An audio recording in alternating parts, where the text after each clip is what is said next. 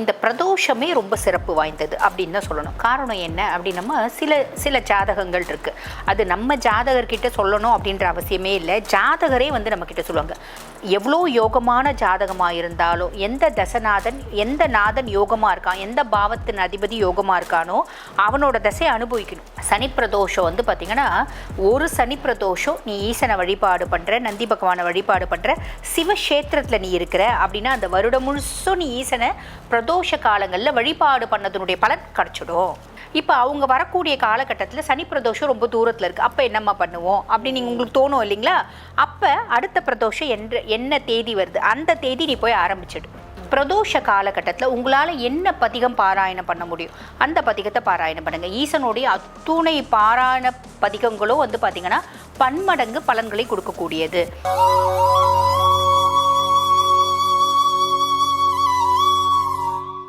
ஆன்மீக உலா நேயர்களுக்கு அன்பான வணக்கங்கள். இருக்கிற விரத முறைகளையே பிரதோஷத்தன்னைக்கு இருக்கக்கூடிய நம்மளுடைய விரதங்கள் அற்புதமான பலன்களை தரும் அப்படிங்கிறத பல பேர் பலவிதமான பதிவுகள் மூலமாக நமக்கு சொல்லி கொடுத்துட்ருக்காங்க. அந்த வகையில் பிரதோஷத்திலேயே முக்கியமான பிரதோஷமாக பார்க்கப்படக்கூடிய சனி பிரதோஷம். சனி பிரதோஷத்தை பற்றி நமக்கு தெரியாத சில தகவல்களை நமக்கு சொல்லித்தரதுக்காகவும், சனி பிரதோஷத்துடைய நன்மைகளை பற்றி நம்ம தெரிஞ்சுக்கிறதுக்காகவும் நம்ம அரங்கத்தில் இணைந்திருக்காங்க ஜோதிடர் மற்றும் மருத்துவர் டாக்டர் தீபா அருளாளன் மேம். வாங்க மேமை சந்திக்கலாம். வணக்கம் மேம். வணக்கம் மேம். இருக்கிற பிரதோஷங்களே தலை சிறந்த பிரதோஷம் சனி பிரதோஷம் அப்படின்னு சொல்லுவாங்க. பிரதோஷத்தன்னைக்கெல்லாம் உனக்கு மாதம் 2 முறை விரதம் இருக்க முடியலன்னா வரக்கூடிய ஒரே ஒரு சனி பிரதோஷத்துலையாவது விரதத்தை இருந்துடு அப்படின்னு சொல்லுவாங்க. போய் அன்னைக்கு சிவனை பார்த்துட்டு வந்துடு, குறிப்பாக நந்திக்கு செய்யக்கூடிய அபிஷேக முறைகளை பார்த்துட்டு வந்துடணும் அப்படின்னு சொல்கிறத நான் கேள்விப்பட்டிருக்கேன். ஏன் மேம் அந்த அளவுக்கு சிறப்பு? பொதுவாக பார்த்திங்கன்னா இந்த பிரதோஷமே ரொம்ப சிறப்பு வாய்ந்தது அப்படின்னு தான் சொல்லணும். காரணம் என்ன அப்படின்னா, சில ஜாதகங்கள் இருக்குது. அது நம்ம ஜாதகர்கிட்ட சொல்லணும் அப்படின்ற அவசியமே இல்லை. ஜாதகரே நம்மக்கிட்ட சொல்லுவாங்க, மேடம் நான் பிறந்ததுலேருந்து இது வரைக்கும் நான் சந்தோஷத்தை அனுபவிக்கல மேடம், கஷ்டம் மட்டும்தான், 4 பக்கமும் பிரச்சனை. எங்களுக்கு பார்த்திங்கன்னா போகிற இடம்லாம் பஞ்சாயத்தாக இருக்குது, போகிற இடம்லாம் நிம்மதி இல்லாத மாதிரி இருக்குது. ஒரு நாளைக்கு ஒரு முறை கூட நாங்கள் நிம்மதியாக சந்தோஷமாக சிரிக்க முடியல, ஒரு நாளைக்கு 3 நேரமும் சாப்பிட முடியல. குடும்பத்தில் 4 பேர் இருக்காங்க, 4 பேருக்கும் திருமணம் ஆகலை, 4 பேருக்கும் உடல் சார்ந்த உபாதைகள் இருக்குது, 4 பேரும் ஏதோ சம்பாதிக்கிறது மொத்தம் மருத்துவத்துக்கே போகுது. எங்கள் குடும்பத்தில் சிரித்து ரொம்ப நாள் ஆகுதுங்க. அதுக்கும் மேலே எங்கள் வீட்டில் பார்த்திங்கன்னா எங்கள் அண்ணன் தம்பி அக்கா தங்கச்சி இவங்கள புத்தி சுவாதீனம் இல்லாத 2 பேர் இருக்காங்க. இப்படியெல்லாம் பல விஷயம் சொல்லுவாங்கம்மா. ஆக அவங்க சொல்கிறதுலேருந்தே பாருங்கள், எதுவுமே அவங்கள சார்ந்து நல்லது நடக்கலை அப்படின்றது அர்த்தம். இந்த மாதிரியெல்லாம் ஜாதகர் இருக்காங்க அப்படின்னா அந்த ஜாதகரே என்ன சொல்லுவாங்க அப்படின்னா, நாங்கள் ஏன் பிறந்தோன்னே தெரியல மேடம், அப்பேற்பட்ட பாவிங்களாட்டம் இருக்குது நாங்கள் பூர்வ ஜென்மத்தில், எங்கள் ஜாதகமே ஈன ஜாதகம் அப்படின்ற வார்த்தையை அவங்க சொல்லுவாங்க. நான் சொல்லுவேன், அம்மா அப்படின்லாம் சொல்லாதீங்க, எந்த ஜாதகமும் ஈன ஜாதகம் அப்படின்லாம் இல்லை, அவங்கள நொந்துன்னு சொல்கிறதுமா. இந்த மாதிரி இருக்க பர்சனாலிட்டிஸ்க்கு நம்ம சுய ஜாதகம் எடுத்து பார்க்குறோம் அப்படின்னு வச்சுக்கோங்கம்மா, எந்த பிளானட்டும் ப்ராப்பரான நல்ல ஒரு பாவத்திலே இருக்காது. புரியுதுங்களா? ஏதோ கொஞ்சம் நல்ல காலம் வந்திருக்கும், அந்த நல்ல காலகட்டத்தையும் இவங்க வீட்டில் இருந்தே கடந்துட்டுருப்பாங்க. இந்த நல்ல காலகட்டத்தை இவங்க பயன்படுத்தியே இருக்க மாட்டாங்க. இனி வரும் தசை எல்லாம் பார்த்திங்கன்னா கிட்டுப்போன தசநாதனோட தசையாக தான் இருக்கும், இல்லை பாபனோட தசையாக தான் இருக்கும். எந்த தசையாக இருந்தாலும் அதில் ஏதாவது ஒரு புத்தியாவது வருமா உங்களுக்கு நல்லது அப்படின்றது காமிக்கிறதுக்கு. அந்த மாதிரி ஏதோ ஒரு நல்ல புத்தி இருந்திருக்கும், அதனால் அவங்க ஜோதிடம் அப்படின்றது தேடி வந்திருப்பாங்க. இறை வழிபாட்டிற்கு ஒரு தூண்டுகோலாக அந்த ஒரு புத்தி காமிச்சு கொடுத்துருக்கோம் அப்படின்னு சொல்லலாம். பொதுவாகவே ஜாதகத்தை பொறுத்த வரைக்கும் என்ன சொல்லுவாங்க அப்படின்னா, எவ்வளோ யோகமான ஜாதகமாக இருந்தாலும் எந்த நாதன் யோகமாக இருக்கான், எந்த பாவத்தின் அதிபதி யோகமாக இருக்கானோ அவனோட தசையை அனுபவிக்கலை அப்படின்னா அது யோகமான ஜாதகமே கிடையாது.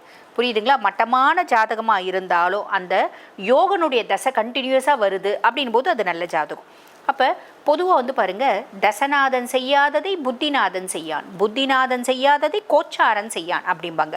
இப்போ கோச்சார பலன்லாம் நாங்கள் சொல்கிறோம் பார்த்தீங்களாம்மா, அதெல்லாம் இதெல்லாம் எவ்வளோ அப்படின்னா ஒரு 40% தான் அதனோட பலன்கள் அப்படின்றது. இவனோட சுய ஜாதகம் எக்ஸலண்ட்டாக இருக்கா, கோச்சார பலன் ஒன்றுமே செய்யாது.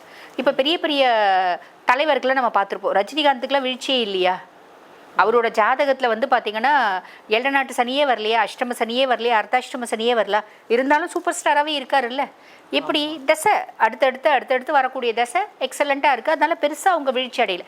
சின்ன சின்ன உடல் உபாதைகள், சின்ன சின்ன வீழ்ச்சிகள் இருந்தாலும் பெரிய லெவலில் வீழ்ச்சி அடையல. நீங்க சொல்ற மாதிரி மேம், என்ன ஆனாலும் சரி ஒரே சூப்பர் ஸ்டார் அவர் தானே. அதே தான், அப்பத்துலேருந்து இப்போ வரைக்கும் அவர் தானே சூப்பர் ஸ்டார் இல்லைங்களா? அப்போ என்ன வந்து பார்த்தீங்கன்னா கோச்சார பலன் சரியில்லை அப்படின்னாலும் கொஞ்சமாக வீழ்ச்சி இருந்துச்சு, ஒரே முட்டை வீழ்ச்சி அப்படின்றது இல்லை. அப்போ இந்த மாதிரி ஜாதகம் எந்த விதத்துலையும் சரியே இல்லைங்க, என்ன பரிகாரம் சொல்கிறதுனே தெரியலைங்க அப்படின்னு நாங்கள் குழம்புற ஒரு ஜாதகருக்கு என்ன பரிகாரம் சொல்லுவோம் அப்படின்னா பிரதோஷ வழிபாடு. புரியுதுங்களா? உனக்கு எந்தவித பிராப்தமே இல்லை, உனக்கு எது நல்லது நடக்கணும் அப்படின்னு கண்ணு கெட்டின தூரம் வரைக்கும் எங்களுக்கு எந்த நல்ல சாத்தியக்கூறும் தெரியல அப்படின்னாலும் பிரதோஷ வழிபாடு நீ இருக்கிற. பிரதோஷத்தன்னைக்கு நீ விரதம் இருந்து வழிபாடு பண்ண. ஆனால் இவங்கெல்லாம் ரொம்ப நொந்து போயிருக்குமாங்கம்மா, விரதம் இருந்து வழிபாடு பண்ணலாம் உங்களால் முடியாது. நீ ஒன்றும் இல்லை, பிரதோஷ தினத்தில் நீ போய் வழிபாடு பண்ணு.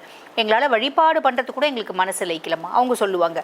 அப்போ நாங்கள் என்ன சொல்லுவோம்மா, பிரதோஷ கால பூஜைக்கு உங்களால் என்ன முடியுது, இவ்வளவே அருகம்புல் கொண்டு போய் கொடுங்க, இவ்வளவே வில்வம் கொண்டு போய் கொடுங்க, 1 டம்ளர் பால், 1 டம்ளர் தயிர், 1 டம்ளர் நெய், 1 டம்ளர் வந்து பார்த்தீங்கன்னா தேன், இப்படி எதுவோ கொண்டு போய் கொடுத்து நீங்கள் வழிபாடு பண்ணுங்கள். நீங்கள் மனசில் இச்சு பூஜை பண்ணணும்லாம் அவசியம் இல்லை, இறைவனோட ஒன்றரை கறக்கணும்லாம் அவசியம் இல்லை. நேராக போய் அங்கே வழிபாடு நடக்கிற இடத்துல, பூஜை நடக்கிற இடத்துல உட்காருங்கம்மா போதும் அப்படிம்ப. இதை ஆரம்பிக்கிறது சனி பிரதோஷத்தை அன்னைக்கு தான் ஆரம்பிக்க சொல்லுவோம்மா. புரியுதுங்களா? ஆரம்பமே சனி பிரதோஷம் தான். சனி பிரதோஷம் வந்து பார்த்தீங்கன்னா ஒரு சனி பிரதோஷம் நீ ஈசனை வழிபாடு பண்ணுற, நந்தி பகவானை வழிபாடு பண்ணுற, சிவக்ஷேத்திரத்தில் நீ இருக்கிற அப்படின்னா அந்த வருடம் முழுசும் நீ ஈசனை பிரதோஷ காலங்களில் வழிபாடு பண்ணதனுடைய பலன் கிடச்சிடும். ஒரு வருடம் பூரா வரக்கூடிய பிரதோஷ தினம், எல்லா பிரதோஷ தினத்திலையும் நீ வழிபாடு பண்ண பலன் கிடைச்சிடும். ஒரே ஒரு சனி பிரதோஷம் நீ வழிபாடு பண்றடா. இப்போ அவங்க வரக்கூடிய காலகட்டத்தில் சனி பிரதோஷம் ரொம்ப தூரத்தில் இருக்கு, அப்போ என்னம்மா பண்ணுவோம் அப்படின்னு நீங்க உங்களுக்கு தோணும் இல்லைங்களா? அப்போ அடுத்த பிரதோஷம் என்ன தேதி வருது அந்த தேதி நீ போய் ஆரம்பிச்சிடு அப்படின்றது சொல்லுவோம். முடியும் அப்படின்னா சனி பிரதோஷத்துல நாள் நெருங்கி இருக்கு அப்படின்னா சனி பிரதோஷத்துல ஆரம்பிப்போம். பிராப்தம் இருக்குன்னா நம்மளுக்கு பக்கத்திலே சனி பிரதோஷம் இருக்கும். ஆரம்பிக்கிறதே நீ சனி பிரதோஷத்துல ஆரம்பிப்ப. பிராப்தம் இல்லை அப்படின்னாலும் பிரதோஷம், எல்லா பிரதோஷம் வந்து பாத்தீங்கன்னா பகவானை கும்பிட்றதுக்கு உன்னதமான காலங்கள் அப்படின்னு தான் சொல்லுவோம். அதுக்கு மேல ஈசனை நீ வந்து இந்த நாள் தான் கும்பிடணும், இந்த நேரத்தை தான் கும்பிடணும், இந்த நட்சத்திரத்துல கும்பிடணும்னு கணக்கே கிடையாதுமா. நீ எப்ப வேணா கும்பிடு, எப்படி வேணா கும்பிடு, நீ ஒன்றும் இல்லை. நீ பிரதோஷ பூஜையில போய் உட்கார்ற, எனக்கு மனசு லைக்கல, ஏன்னா நான் ஆல்ரெடி ரொம்ப நொந்து போயிருக்கேன். அப்ப நீ அங்க போய் உட்காந்து எனக்கு மனசு லைக்காத்துக்கு எனக்கு போனை பார்த்தா கொஞ்சம் மனசுக்கு நிம்மதியா இருக்கு, நீ போனை பாரு, நீ அங்க உட்காந்து நீ போனை கூட பாரு. ஆனா சிவனோட கஷேத்திரத்துல நீ உட்காரு, உனக்கு நல்லது நடக்கும். அங்க போய் உட்கார்ந்துடணும். அந்த அற்புதமான அதிர்வலைகள் நம்மளுக்கு கட்டாயமா மாற்றத்தை ஏற்படுத்தும். உன்னோட விதி மாறும், விதியே மாறும் அப்படின்னு சொல்லாம. ஆக இந்த பிரதோஷம் அப்படின்றதுக்கு இவ்வளோ விசேஷம் இருக்குமா, முக்கியமா இந்த சனி பிரதோஷத்தோட விசேஷமும் சொல்லிட்டேன். சரிம்மா, எங்களால் கோயிலுக்கு போக முடியல அப்படின்றவங்க என்ன பண்ணலாம் அப்படின்னா, சிலருக்கு கோயில் போகிறதுக்கான வழியும் இருக்காது, வாய்ப்பும் இருக்காது, சிவன் கோயில் ரொம்ப தூரம் இருக்கும், வீட்டில் ஏகப்பட்ட பிரச்சனை, என்னை சுற்றி கூட்டு குடும்பத்தில் இருக்க, என்னை அனுப்ப மாட்டாங்க அப்படின்னு சொல்கிறவங்களும் இருக்காங்க. இல்லைம்மா கூட்டு குடும்பம் இல்லை, எங்கள் கணவருக்கே அதெல்லாம் நம்பிக்கை இல்லை அப்படின்னு சொல்கிறவங்களும் என்ன பண்ணலாம் அப்படின்னா, வீட்லேயே சிவ வழிபாடு பண்ணுங்க. பிரதோஷ காலகட்டத்தில் உங்களால் என்ன பதிகம் பாராயணம் பண்ண முடியும் அந்த பதிகத்தை பாராயணம் பண்ணுங்க. ஈசனுடைய அத்துணை பாராயண பதிகங்களும் வந்து பார்த்தீங்கன்னா பன்மடங்கு பலன்களை கொடுக்கக்கூடியது. ஈசனோட பாட்டு, ஈசனோட மந்திரம் எதுமா பலன் கொடுக்காது அப்படின்னா எனக்கு தெரியாது பதில். ஆக என்னால் எந்த மந்திரத்தையும் பாராயணம் பண்ண முடியாது அப்படின்னா நமசிவாய அப்படின்ற பஞ்சாட்சரத்தை நமசிவாய் நமசிவாய் நமசிவாய் நமசிவாய் இல்லை சிவ சிவ சிவ சிவ சிவ சிவ சிவ சிவ சிவா அப்படின்னு மட்டும் நீங்கள் சொல்லின்னு வாங்கம்மா.